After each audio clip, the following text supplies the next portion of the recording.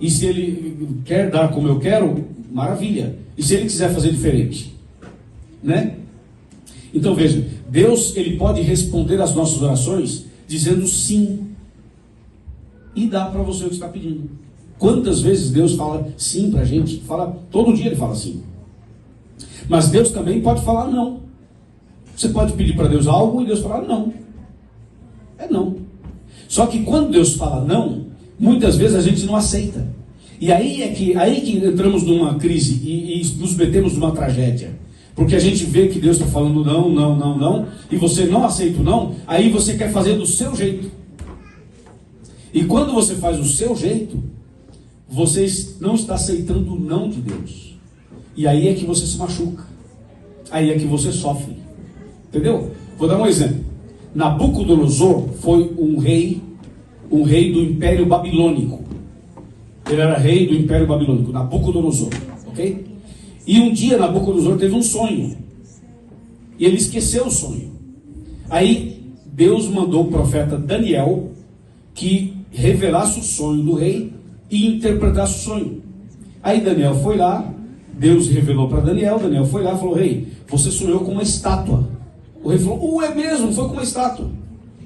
Aí Daniel falou assim: e a estátua tinha 4 partes, a cabeça era de ouro, o peito de prata, e o ventre de bronze, e as pernas de ferro, e os pés de ferro e barro. O rei falou: exato, agora você está falando, está voltando tudo na minha cabeça. É isso que eu sonhei. Aí Daniel falou assim: agora eu vou te dizer o significado. Essa estátua representa a história do mundo inteiro. E essa cabeça de ouro representa você, rei. E Babilônia, cabeça de ouro, você está no topo. Mas depois do ouro veio o peito de prata. Quer dizer, o seu domínio vai acabar e virar um outro império que é inferior ao teu, como a prata é inferior ao ouro, e vai dominar o teu reino. Você vai perder o domínio. E depois desse segundo reino, virá um terceiro, que vai dominar o segundo, que é o de bronze, e depois virá um quarto. Daniel estava falando de Babilônia, Medo-Persa, Grécia e Roma.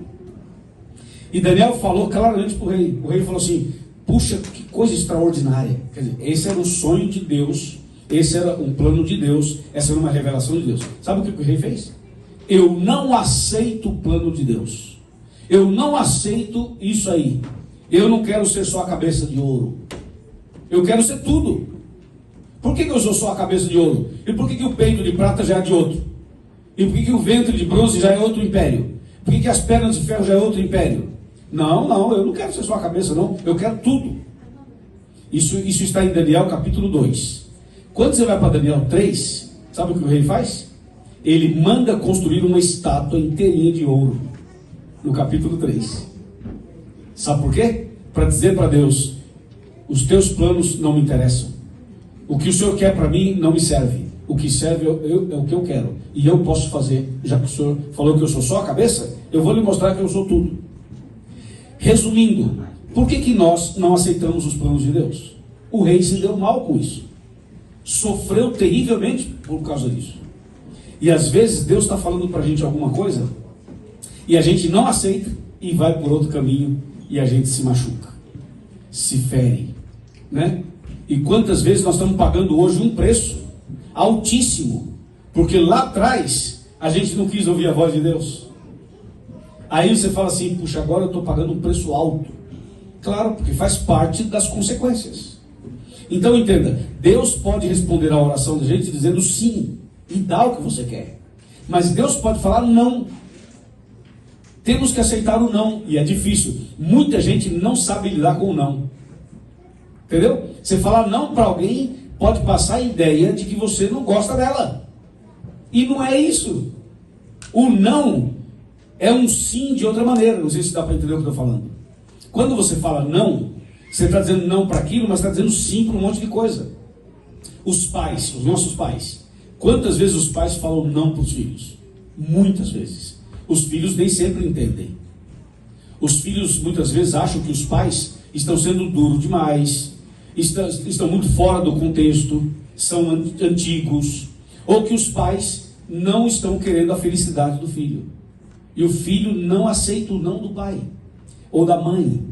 Então veja, Deus, ele pode falar não, e ele fala não.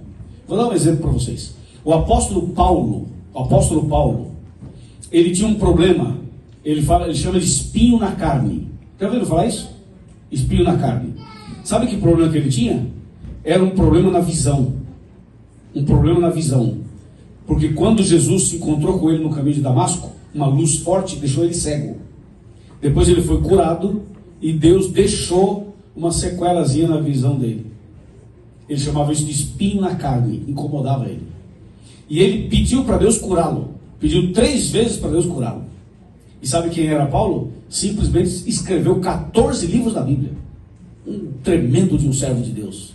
Um teólogo, um homem usado por Deus, um tremendo pregador, um tremendo evangelista, um homem de Deus. E ele pediu para Deus curá-lo 3 vezes. Sabe o que Deus falou para ele?